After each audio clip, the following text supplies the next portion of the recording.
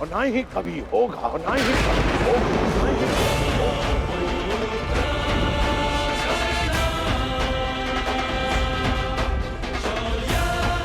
तुम्हारे जैसे दानवीर को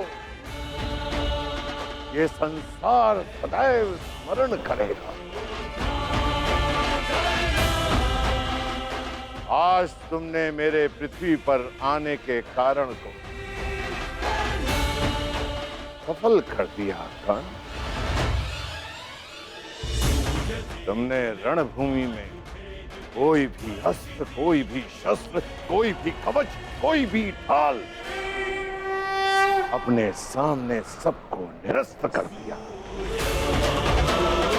अपने सामने उसे शूद्र सिद्ध कर दिया। तुम श्रेष्ठ नहीं, सर्वश्रेष्ठ होकर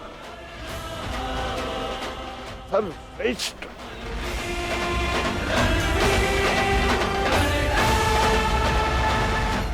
आज तुम अधिकारी बन गए हो कि तुम्हारे गुरु तुम्हें प्रणिपात्र दे। के प्राण बदले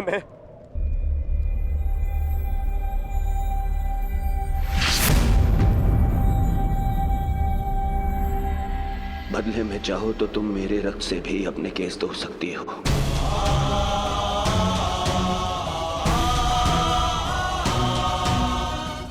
मेरा रक्त ले लो। मेरा मित्र मुझे दे दो।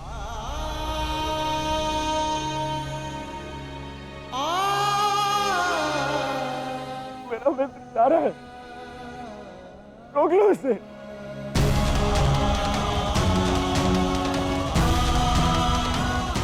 क्षमा भी मांग ली मैंने, ले लो, और मुझे मेरा मित्र लौटा दो।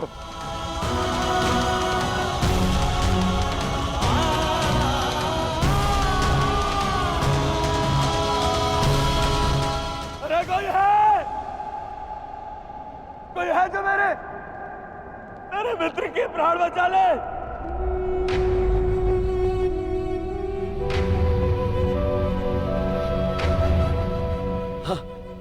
वासुदेव, मैंने सदा तुम्हें चलिया कहा, परंतु पूरा संसार तुम्हें ईश्वर मानता है ना? तुम यदि सत्य में ईश्वर हो, मुझे मेरे मित्र के प्राण दे।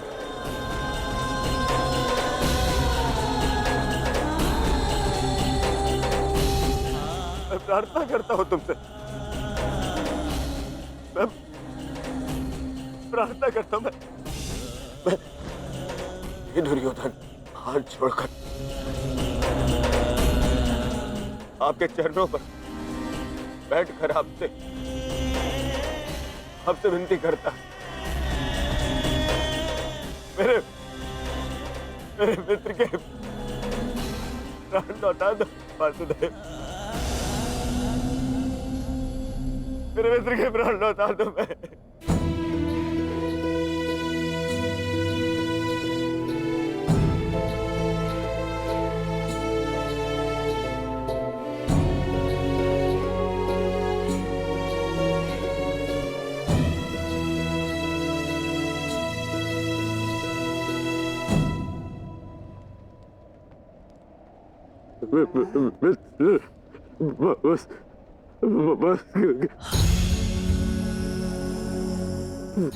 वासुदेव,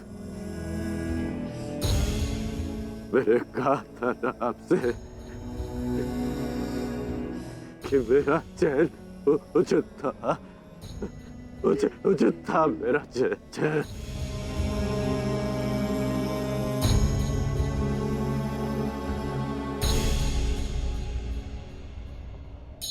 यदि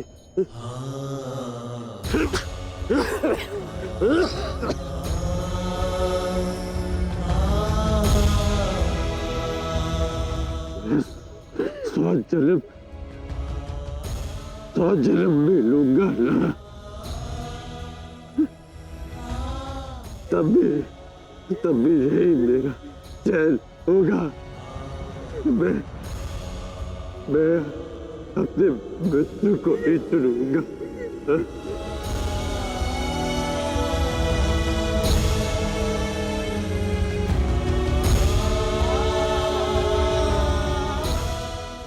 नहीं मित्र, ऐसा मत बोल। मुझे छोड़ के मत जाओ मित्र।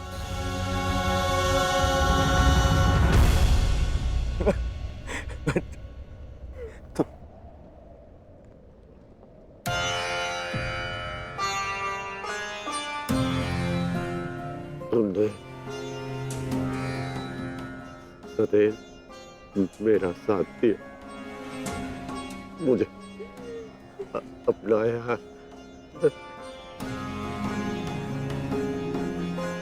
मैं संतुष्ट होकर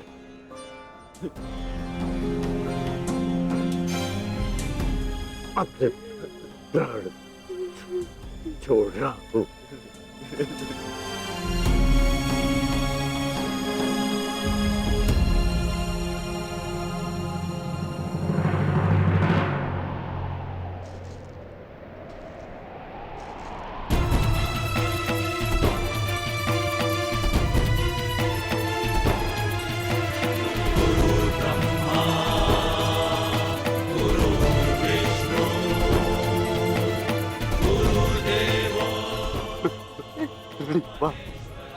गुरुदेव,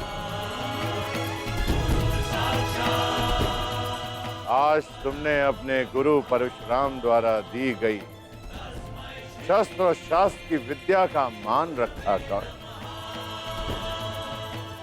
मैं धन्य हो गया। मुझे प्रसन्नता है।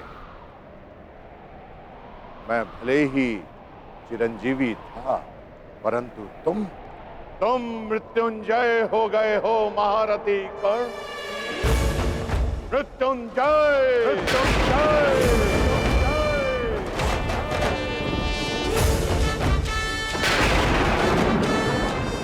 तुम्हारे जैसा सर्वश्रेष्ठ धनुर्धर न कभी इस धरा पर हुआ है और ना ही कभी होगा, और ना ही कभी होगा, ना ही कभी होगा।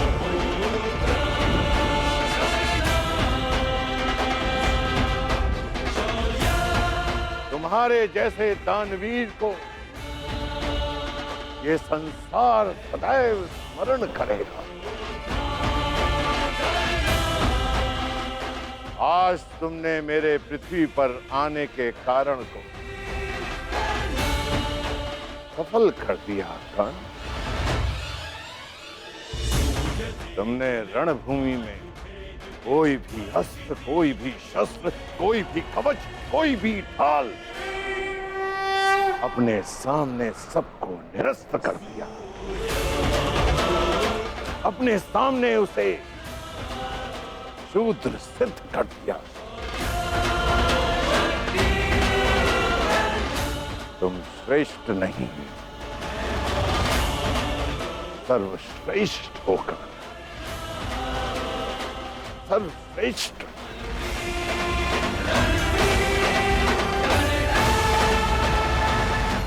आज तुम अधिकारी बन गए हो कि तुम्हारे गुरु तुम्हें प्रणिपात्र दे।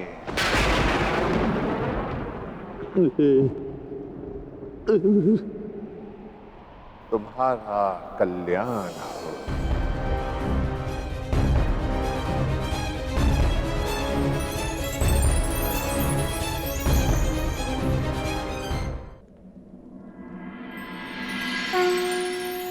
संसार में दो ही अवसर ऐसे होते हैं जब मनुष्य किसी को स्वयं से आगे निकलता हुआ देखकर प्रसन्न होता है।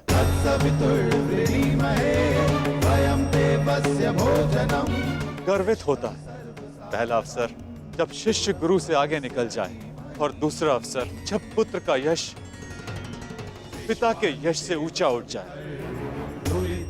आज मेरे पुत्र कर्ण ने अपने पिता सूर्य का तेज कई गुना बढ़ा दिया। मुझे गर्व है कर्ण कि तुम मेरे अंश हो। इस संसार में जब तक मैं रहूंगा तुम्हारे शौर्य का तेज चमकेगा।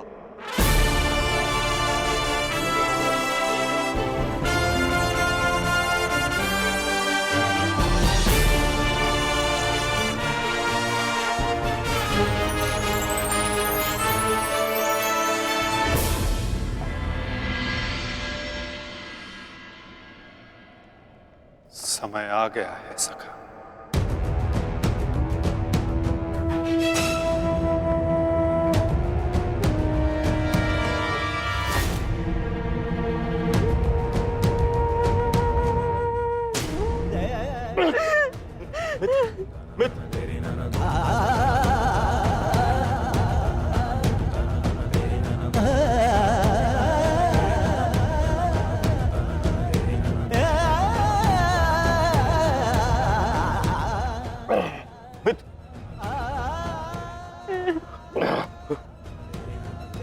मेरी अंतिम इच्छा पूर्ण करना परिवर्तन के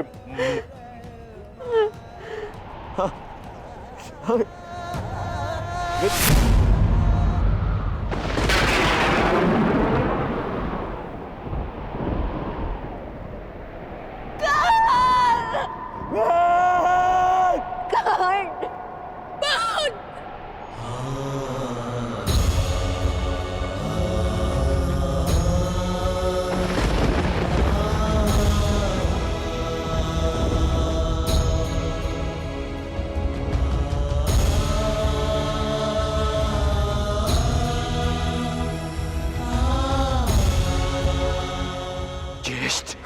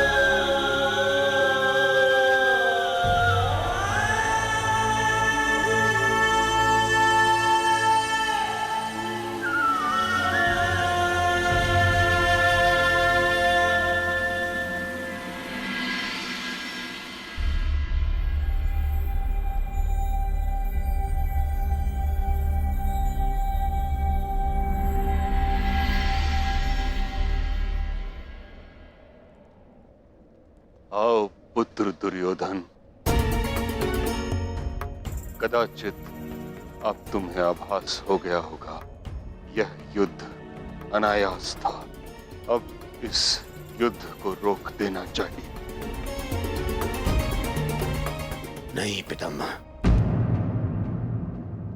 कदाचित अभी विश्वास हो गया है कि यह युद्ध आवश्यक था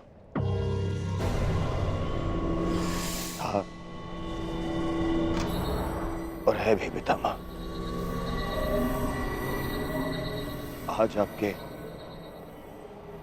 आपके वंश का पहला दीपक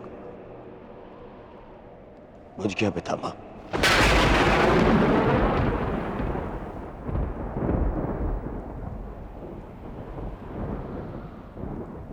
कर्ण,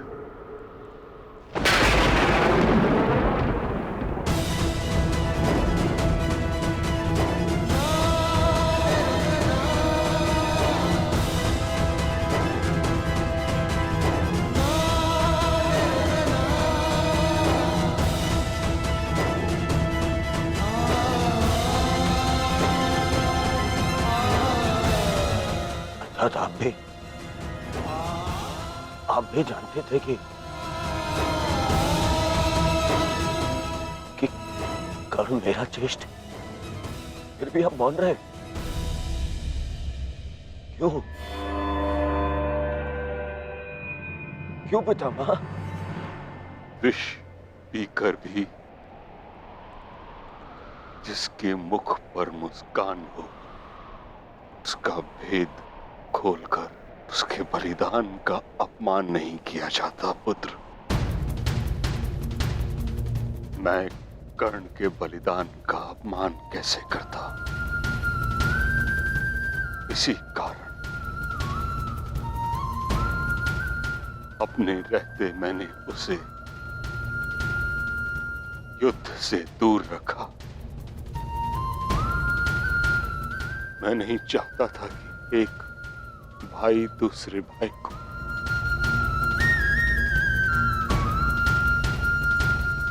नहीं,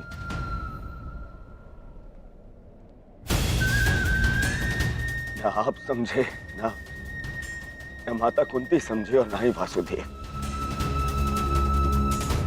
कदाचित आप लोगों ने बता दिया होता कि कर्ण हमारा ज्येष्ठ है, तो सौगन गुरु बलराम की पितामह मैं संसार का सारा राज्य उसे दे देता। क्यों नहीं बताया पितामह आपने? क्यों? युवराज, अंगराज का अंतिम संस्कार होने को है।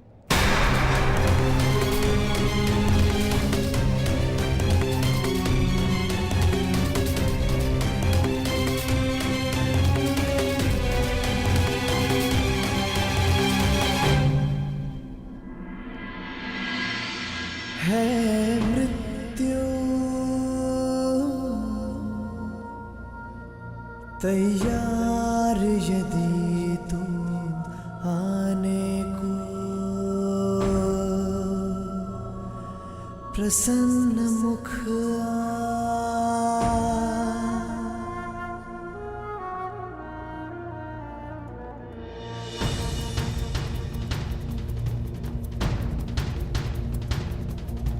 द्वार खुला है तेरा स्वागत, वीर खड़ा द्वारे अभयागत।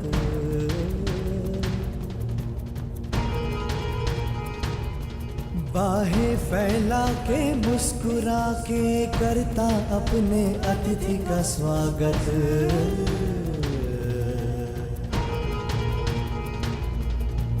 वीर गति पाके एक बालक आया, तेरे आंचल छाया।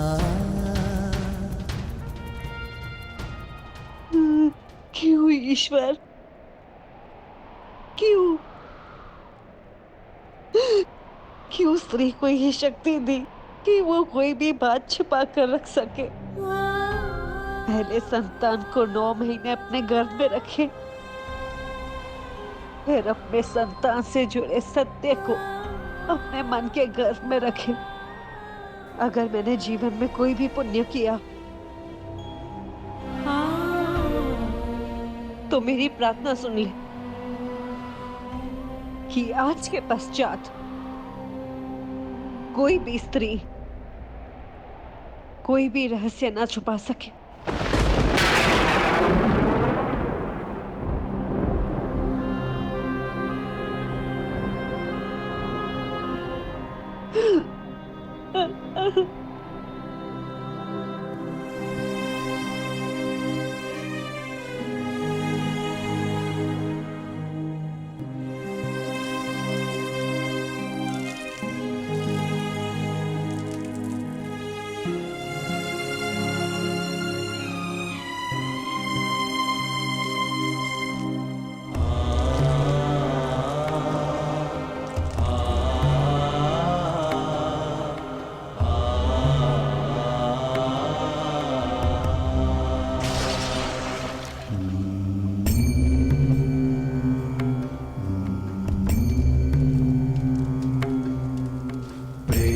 प्रेहि पतिभिः पूर्वैर्भिर्यत्र न पूर्वे पितरपर्युः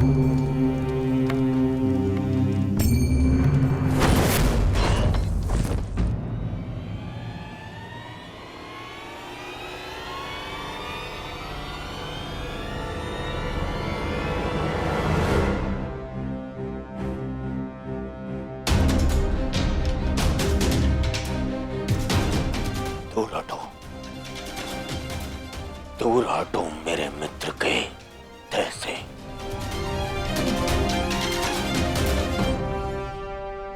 इसका अंतिम संस्कार करने का साहस मत करना युधिष्ठिर,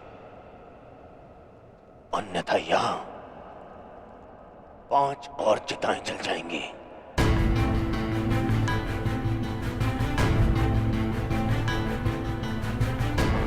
किस अधिकार से,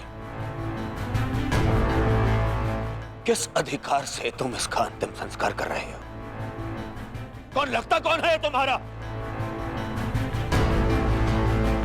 कुछ क्षण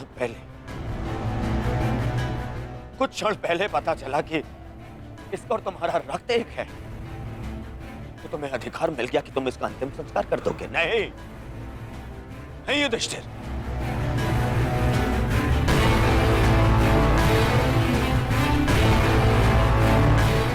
इसका अंतिम संस्कार करने का अधिकार उसको है जिसके लिए इसने अंतिम सांसें ली, और वो मैं हूं।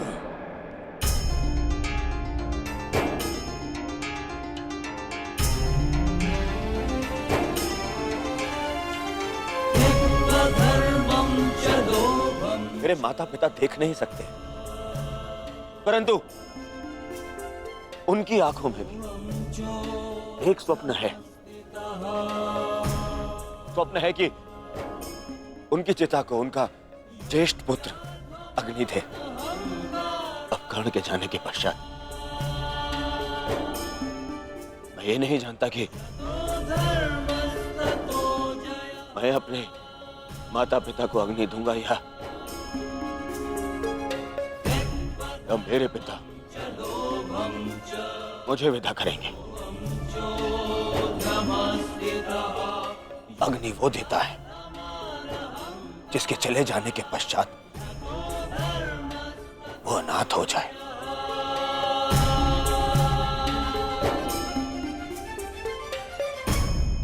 और कर्ण के चले जाने के पश्चात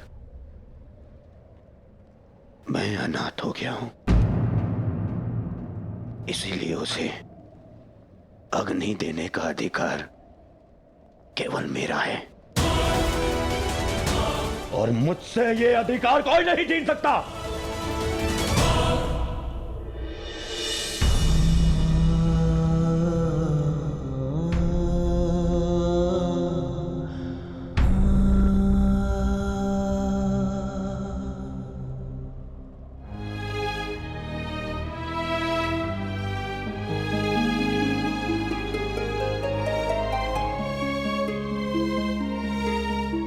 जब से संसार को समझा है तब से तुमने मेरा साथ दिया है मित्र, मैं भी तुम्हारा साथ दूंगा। हम बहुत शीघ्र मिलेंगे, सुन रहे हो कर्ण? इतनी आसानी से मुझसे पीछा छुड़ाने नहीं दूंगा तुम्हें। इतनी सरलता से नहीं।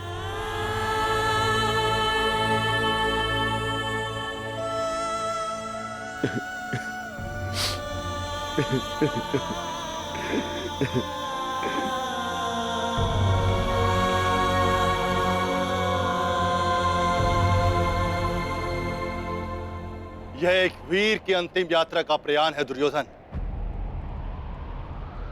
इसे शांति के साथ विदा करें। ज्येष्ठ की आत्मा को कष्ट होगा यदि सब एक साथ अग्नि न दें।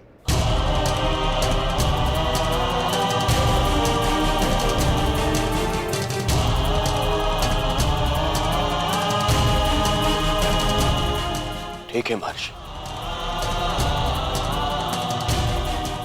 अब अपने मित्र की शांति के लिए मुझे यह भी स्वीकार है।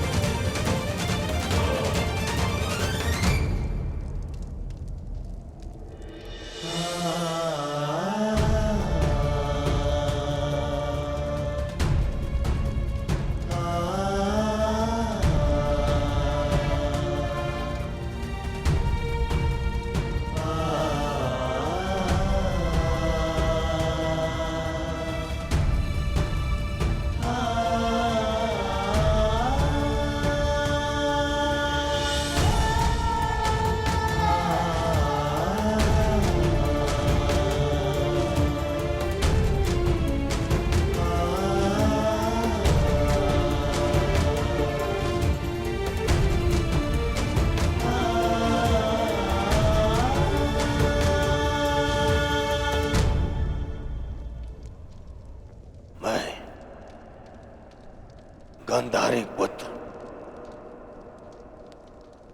कर्ण मित्र दुर्योधन अपने मित्र की चिता की सौगंध खाता हूं कि मैं अपने मित्र की मृत्यु का प्रतिशोध लूंगा।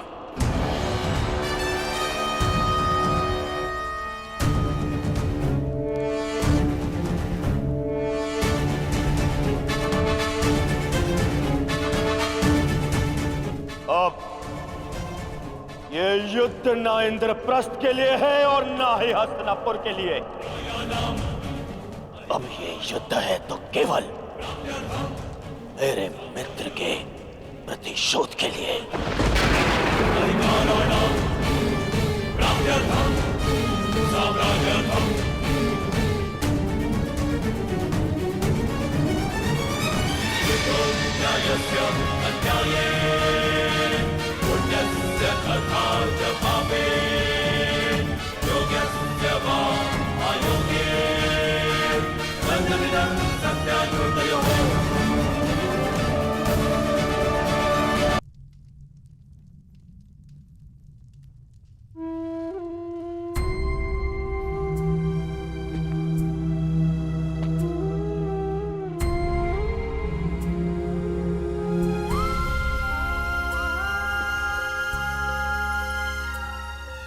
सब समाप्त हो गया माता, सब कुछ।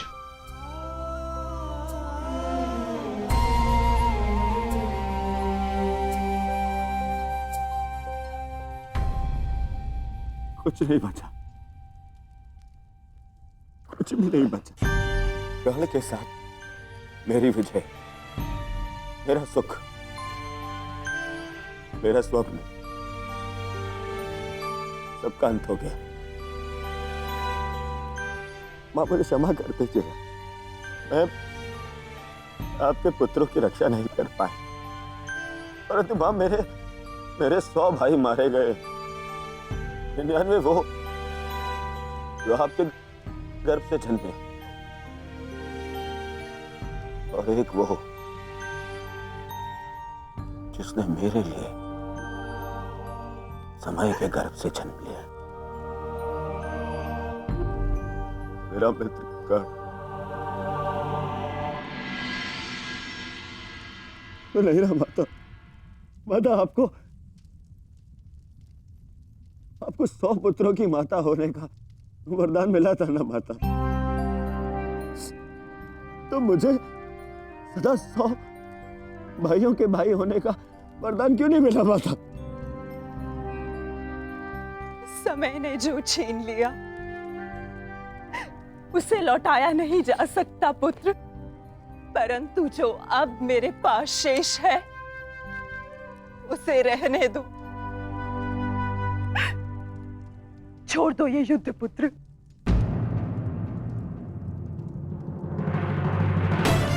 नहीं नहीं नहीं माता, नहीं माता श्री, इस युद्ध में मैं इतना कुछ खो चुका हूं और कुछ पाने की इच्छा भी शेष नहीं। अब यदि कुछ शेष है तो वो है मिटा डालने का संकल्प, उन पांडवों को मिटा डालने का संकल्प। अब ये युद्ध नहीं रुकेगा।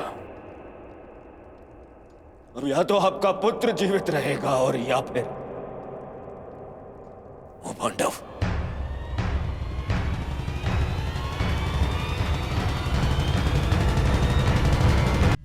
अब यदि कुछ शेष है तो वो है मिटा डालने का संकल्प, उन पांडवों को मिटा डालने का संकल्प। अब या तो आपका पुत्र जीवित रहेगा और या फिर वो पांडव। मुझे क्षमा कर दीजिएगा माता, परंतु अब ये युद्ध नहीं रुकेगा,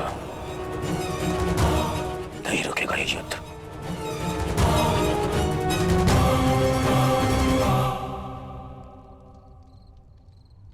क्या हुआ माधव? शांति के साथ अधीरता का ऐसा मिश्रण मैंने आप में कभी अनुभव नहीं किया।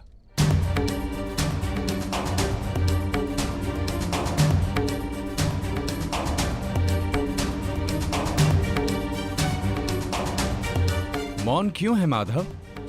क्यों आप हर बार उस योद्धा का अंत कर देते हैं जो इस युद्ध का अंत कर सकता है? क्यों माधव, क्यों?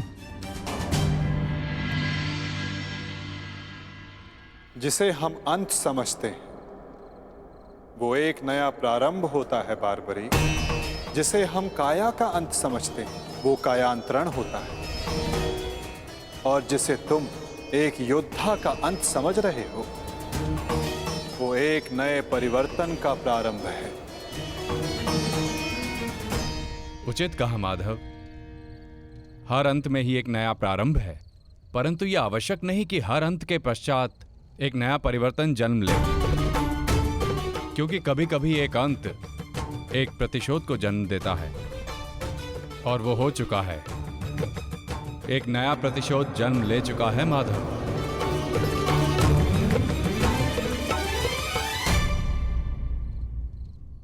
नहीं जानती थी, नहीं जानती थी मैं कि 100 पुत्रों की माता होने के गर्व के पश्चात 100 संतानों के वध का दुख भी सहना होगा। यही प्रश्न मेरे मन में बार बार उत्पन्न होता है गांधारी। जब महादेव ने तुम्हें स्वयं शतपुत्रवती बनने का वरदान दिया है तो क्यों वही एक एक करके हमारे पुत्रों को निगल रहे हैं?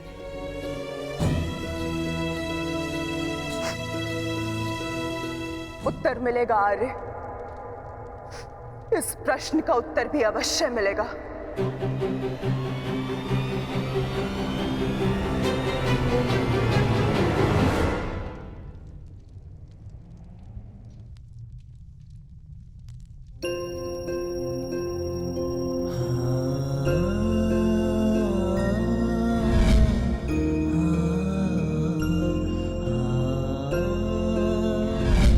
ये श्राप मुझे क्यों नहीं मिला कि मैं युद्ध में बाण चलाना भूल जाऊं?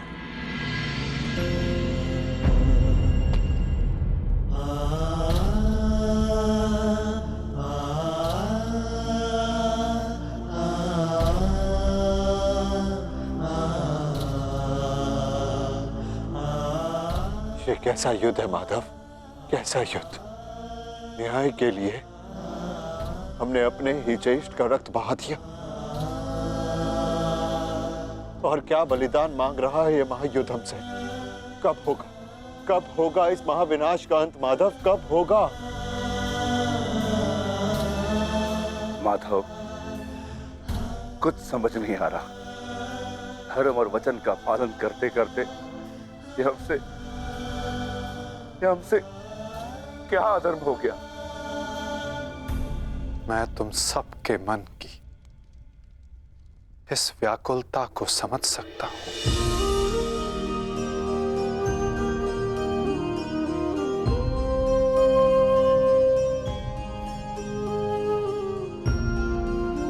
तुम सब इतने समय से इस सत्य से वंचित थे, किंतु इसका कारण स्वयं तुम्हारे ज्येष्ठ थे।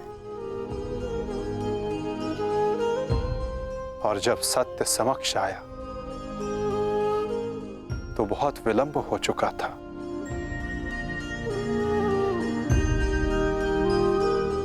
नकुल, सहदेव, ये तुम्हारा उत्तरदायित्व है कि अपने ज्येष्ठ के इस बलिदान गाथा को इस संसार में सुनाकर सदैव इस संसार के हृदय में जीवित रखो।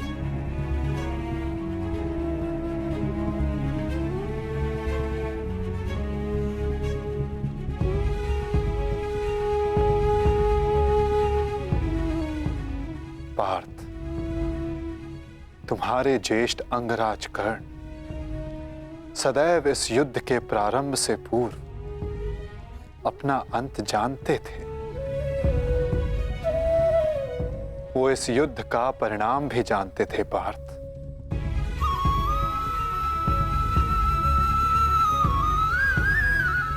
परंतु चिंता मुझे उनकी है जो देख नहीं पाते, क्योंकि जो देख नहीं पाते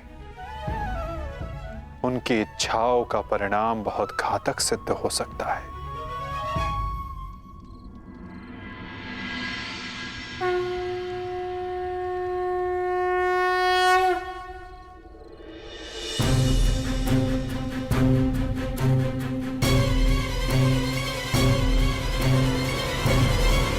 रुक जाओ बहना, नहीं बहना,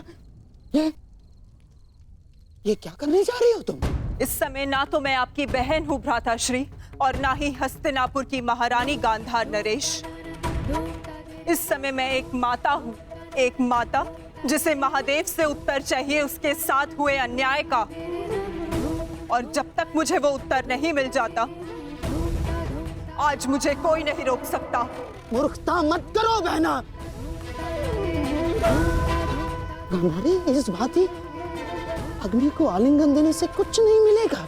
इससे पूर्व मेरे आलिंगन में आने को शेष मेरा अंतिम पुत्र भी काल के गाल में समा जाए, महादेव को मेरे प्रश्न का उत्तर देना ही पड़ेगा।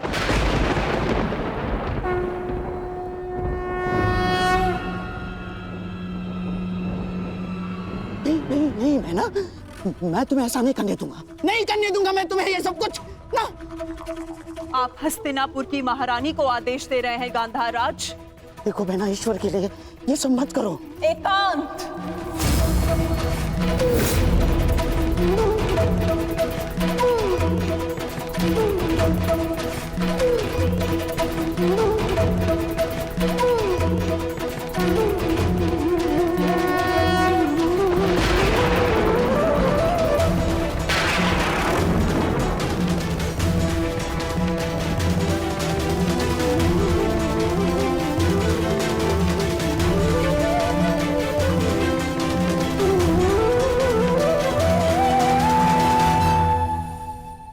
संहार के देव है ना महादेव, तो आज मैं स्वयं को संहार करके आपको प्रस्तुत करती हूँ।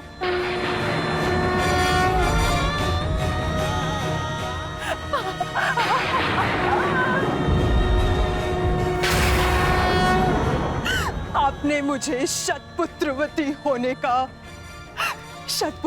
होने का वरदान दिया था महादेव, परंतु आज मैं आपसे ये जानना चाहती हूँ, क्यों आपने मेरा जीवन अभिशाप बना डाला महादेव?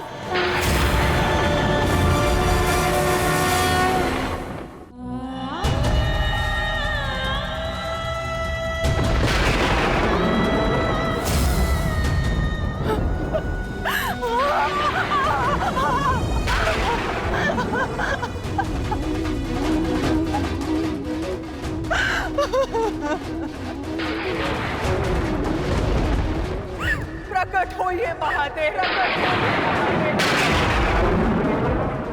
प्रकट होइए। आपने मेरे जीवन को एक जीती जागती चिता बना डाला है। ये माता अपने पुत्रों का हंसता हुआ मुख नहीं देख पाई, मुख नहीं देख पाई, परंतु उनकी चिताओं की अग्नि को अनुभव किया है महादेव। या तो आप अपने उत्तर से मेरे मन को शीतलता दीजिए, अन्यथा मुझे जीते जागते जल जाने दीजिए।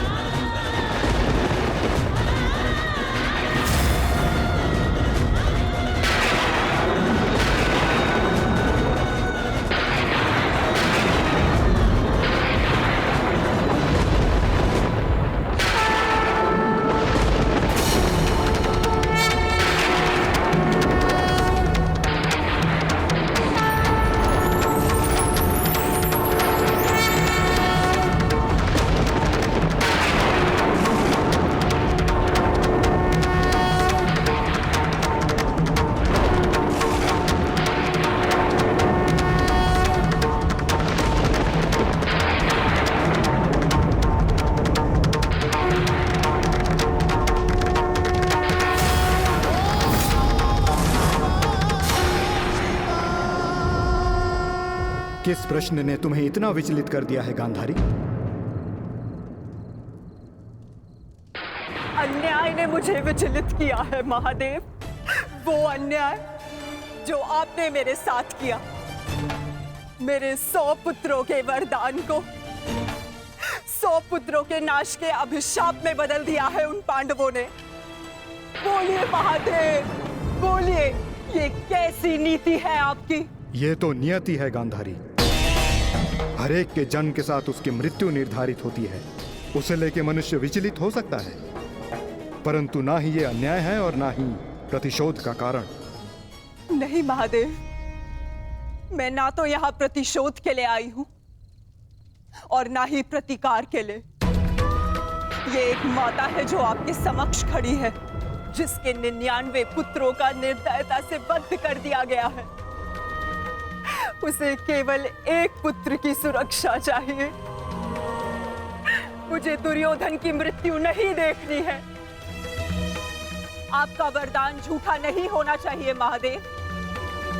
जिसे आपने 100 पुत्र होने का वरदान दिया, वो निसंतान नहीं मरनी चाहिए महादेव। जो हानि मेरी कोख को अब तक हुई है, उसे मैं सह लूंगी, किंतु मेरा अंतिम शेष पुत्र दुर्योधन, मैं आपसे उसकी सुरक्षा मांगती हूँ महादेव। मेरे पुत्र की रक्षा कीजिए महादेव। उसे भीम के प्रहार से बचा लीजिए। पांडवों को अस्त्र देने वाले महादेव, यदि आज मेरे पुत्र को ढाल नहीं देंगे तो मैं स्वयं आज अपने प्राण उसके लिए समर्पित कर दूंगी।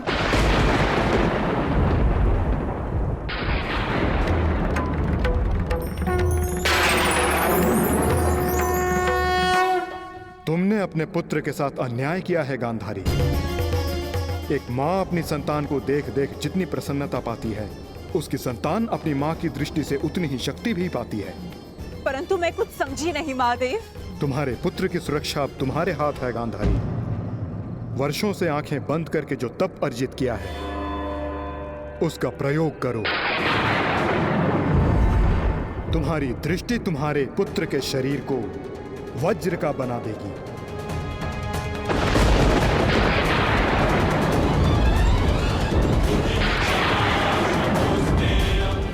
वो वज्र जिसे किसी का प्रहार नहीं तोड़ पाएगा।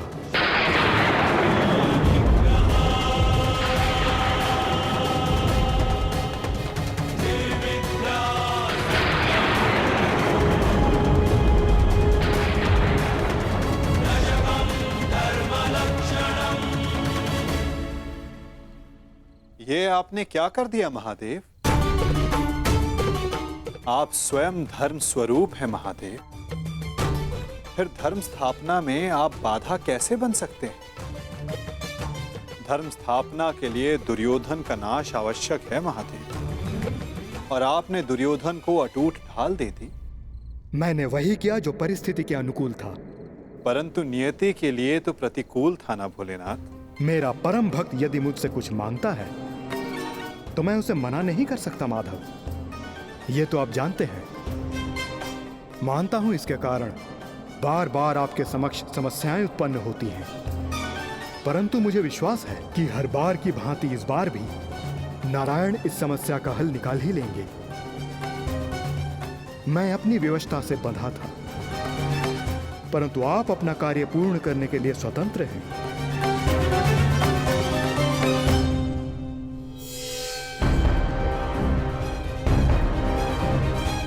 नियति के अनुकूल पर नीति के प्रतिकूल।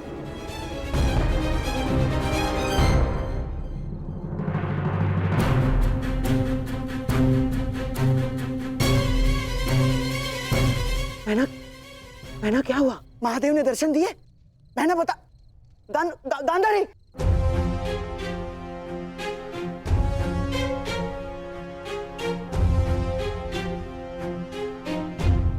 महारानी। दासी, युवराज दुर्योधन से कहिए मैंने उन्हें अपने समक्ष प्रस्तुत होने का आदेश दिया है, तुरंत।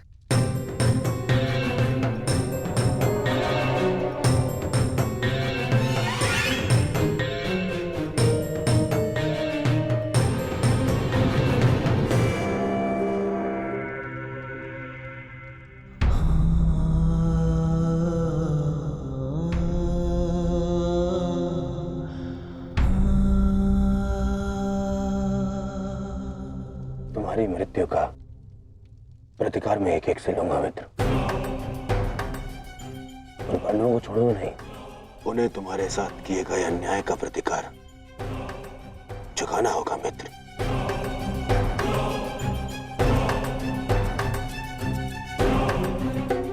युवराज दुर्योधन, मैं मद्राज आज तक किसी के सामने नहीं झुका, परंतु आज मैं अपना सर झुकाकर अपनी भूल को स्वीकार करने आया हूं। मद्राज, चक्र निकालने में मेरी सहायता कीजिए। तुम भूल रहे हो अंगराज, तुम सूत पुत्र हो, तुम स्वयं अपने रथ का चक्र निकालो। मद्राज, मुझे मेरा विजय धनुष दीजिए। नहीं अंगराज, मैं तुम्हारी आज्ञा का पालन नहीं करूंगा।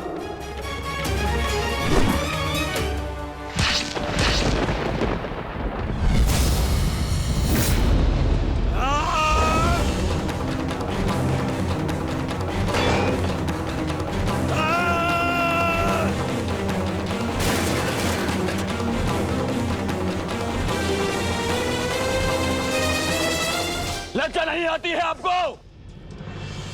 जिस कर्म को करने के पश्चात मृत्यु मांगनी चाहिए, उसके लिए क्षमा मांग रहे हैं आप?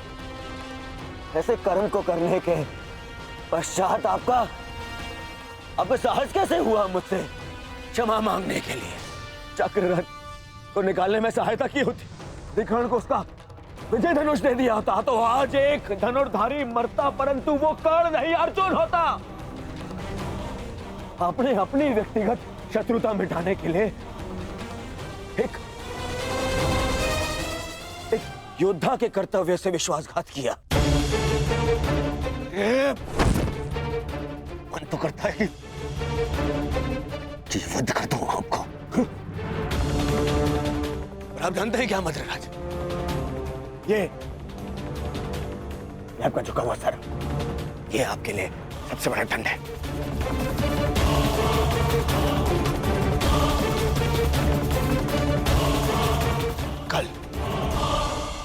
कल प्रातः काल सूर्योदय से पूर्व आप युद्ध भूमि से अस्त हो जाएंगे। मैं आपका मुख नहीं देखना चाहता।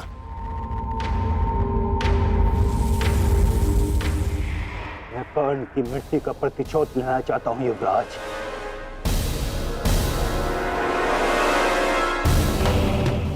आप लेंगे प्रतिशोध, मैं लूंगा प्रतिशोध, और उसके लिए मुझे आपकी आवश्यकता नहीं है। प्रतिशोध लेंगे।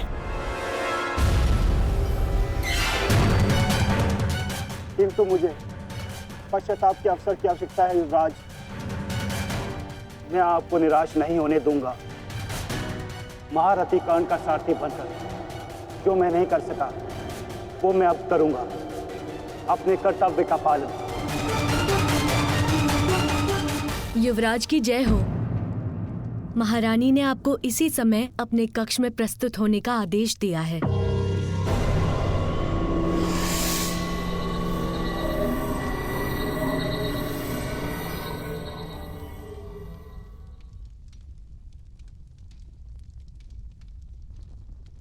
पिताश्री, माता ने यूं अचानक मुझे स्मरण क्यों किया? इस समय एक माता केवल अपने पुत्र से बात करना चाहती है पुत्र।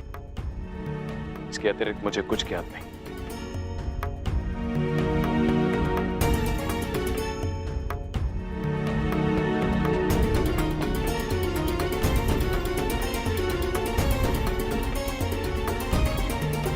प्रणिपात माता, आपने मुझे स्मरण किया।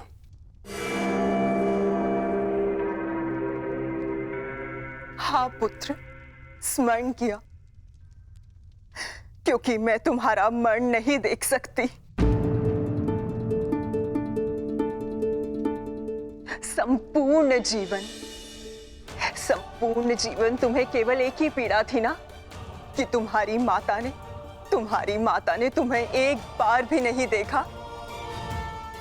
स्मरण है दुर्योधन, युद्ध प्रारंभ होने से पूर्व तुमने कहा था, युद्ध से पूर्व एक बार, बस एक बार मुझे अपनी दृष्टि से देख लीजिए माता। आज मैं अपनी और तुम्हारी इच्छा पूर्ण करना चाहती हूँ दुर्योधन। आज मैं तुम्हें देखना चाहती हूँ पुत्र। सच माता, किंतु माता, अब जो मैं करने जा रही हूं उसके पश्चात तुम युद्ध जीतो या ना जीतो, परंतु मेरी ममता हार से बच जाएगी। मैं कुछ समझा नहीं माता। अब मैं तुम्हें जो कहने जा रही हूं पुत्र, उसे ध्यानपूर्वक सुनना और आज्ञा अनुसार ही पालन करना।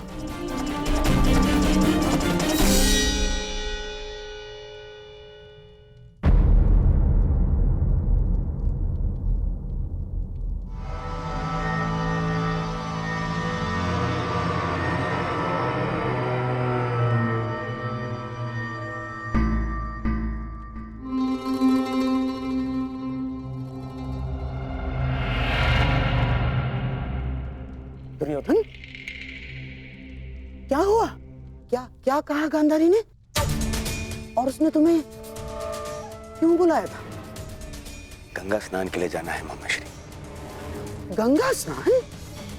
किंतु क्यों दुर्योधन? देखो दुर्योधन, तुम अपने मामा को कुछ नहीं बताओगे? हैं? ये स्नान, ये क्या है सब कुछ? माता के आदेश का पालन करने के लिए, किंतु परंतु नहीं पूछते मामाश्री। मैं भी तुम्हारे साथ चलता हूं।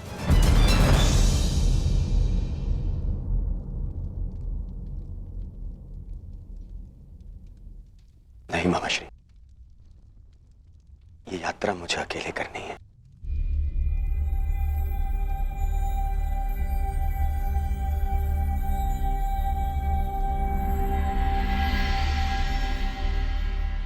आइए आप सब भोजन ग्रहण कर लीजिए। किन हाथों से भोजन ग्रहण करें पांचाली?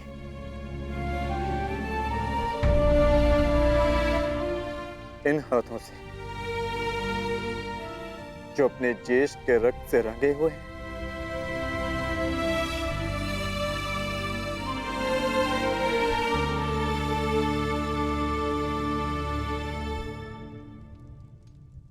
जाओ पार्थ, जाकर विश्राम कर लो।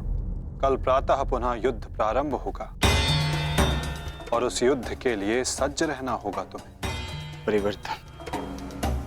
परिवर्तन के लिए ज्येष्ठ ने अपना जीवन त्याग दिया।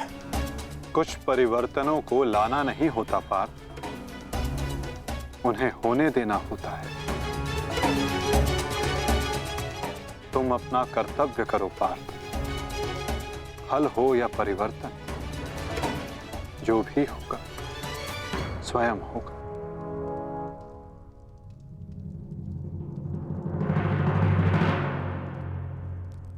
आप कहां जा रहे हैं माधव?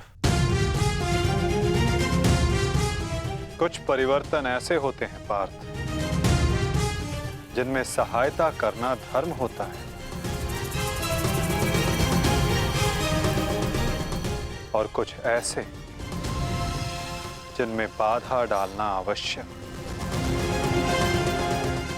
मैं समझा नहीं माधव। समझने की आवश्यकता भी नहीं है पार्थ।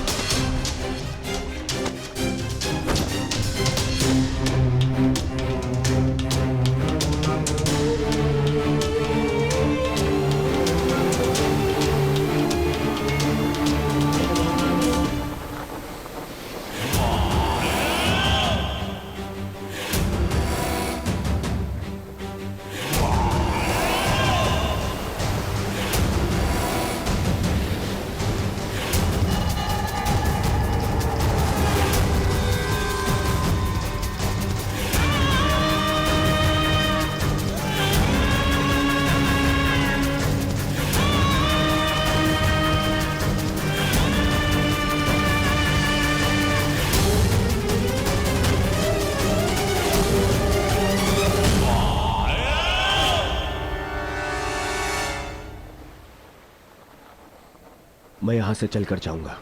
क्षमा करना युवराज, किंतु माताश्री का आदेश है। मुझे पूर्णतः निर्वस्त्र होकर उनके समीप जाना है।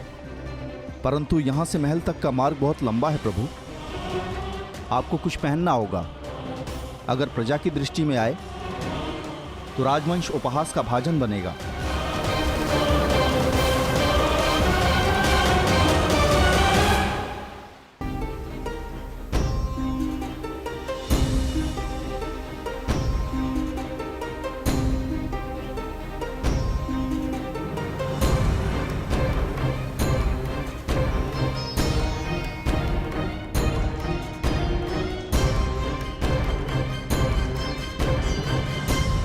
अपने पिता का आदेश नहीं मानता, बहुत बड़ा बुद्धिमान समझता है अपने आप को। क्या कहा था मैंने? बछड़े की डोर हाथ में रखना, समझता नहीं है? बहुत बुद्धिमान है तू। क्या समझाया था मैंने? क्या कहा था मैंने? क्या पूछ रहा हूँ मैं? क्या समझाया था मैंने? ये क्या कर रहे हो? क्यों इस बालक को कष्ट पहुंचा रहे हो? अब तुम कौन हो हमारे बीच में आने वाले? ये मेरा पुत्र है, मैं जो चाहे इसके साथ वो करूं। तुम हमारे मध्य में आने वाले कौन होते हो? मैं हस्तिनापुर का युवराज हूँ। क्षमा करिए युवराज, मैंने आपको पहचाना नहीं, परंतु वास्तविकता ये है कि इसने अपने माता पिता के आदेश का पालन ही नहीं किया। मैंने इसे बताया था, बछड़े की डोर कभी हाथ से मत छोड़ना, सदैव डोर अपने हाथ में ही रखना, परंतु ये नहीं माना। इसने बछड़े की डोर को अपने हाथ से छोड़ दिया और बछड़ा खो गया। अब आप ही बताइए मैं क्या करूं? परंतु आप इस भांति अर्धनग्न अवस्था में। मेरी माता का आदेश है। देख, सीख इनसे कुछ। हस्तिनापुर के युवराज होते हुए भी अपने माता पिता के आदेश का अक्षरशः पालन करते हैं।